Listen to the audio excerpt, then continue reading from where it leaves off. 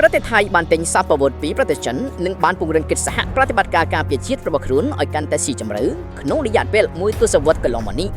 ដោយប្រទេសចិនបានក្លាយទៅជាអ្នកផ្គត់ផ្គង់អាវុធដ៏សំខាន់ការទិញនិងកិច្ចសហប្រតិបត្តិការសំខាន់រថក្រោះក្រុមហ៊ុនការពារជាតិចិន Norinco បានបញ្ចប់ការបញ្ជូនរថក្រោះប្រយុទ្ធសំខាន់ VG4 ចំនួន60គ្រឿងទៅកាន់ប្រទេសថៃកិច្ចព្រមព្រៀងលើនាវាមួយទឹកជំរឹងចម្រាស់ក្នុងឆ្នាំ2017ប្រទេសថៃបានយល់ព្រមទិញនាវាមួយទឹកអគ្គិសនីប្រើ Mazup F-150 ពីប្រទេសចិន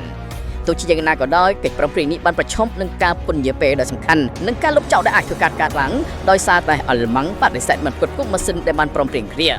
ឬមកការធ្វើអ្វីបង្ហាញពីកិច្ចព្រមព្រៀងដែលអាចទទួលយកម៉ាស៊ីនផលិតនៅប្រទេសចិនជាចម្រេះមួយឬជាការជំនួសដល់មានសក្តានុពលជាមួយនាវាចម្បាំងនាវាកងត្រាប់ជើងទឹកកងនាវាថៃបានទទួលនាវាចម្បាំងផលិតដោយចិនជាច្រើនចាប់តាំងពីដើមទសវត្សរ៍ឆ្នាំ1990ដែលជាផ្នែកមួយដកកណ្ដាលរបស់នាវារបស់ខ្លួនការចតនៅវេទិកាចុះឆតរបស់ចិន THAAD Siren 71E ក៏ត្រូវបានរំពឹងថានឹងដឹកជញ្ជូនកំពៀតឆាប់នេះផងដែរអាវុធធុនតូចនិងប្រព័ន្ធផ្សេងៗ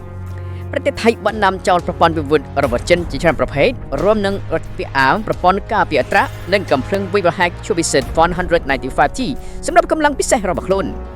រោងចក្ររួមគ្នាប្រទេសទាំងពីរមានកិច្ចព្រមព្រៀងបង្ករោងចក្រអាវុធប៉ានិករួមគ្នាក្នុងប្រទេសថៃសម្រាប់ការបង្ដោការបណ្ដុតនិងថែទាំប្រព័ន្ធអាវុធដីសនុបយុទ្ធយោធា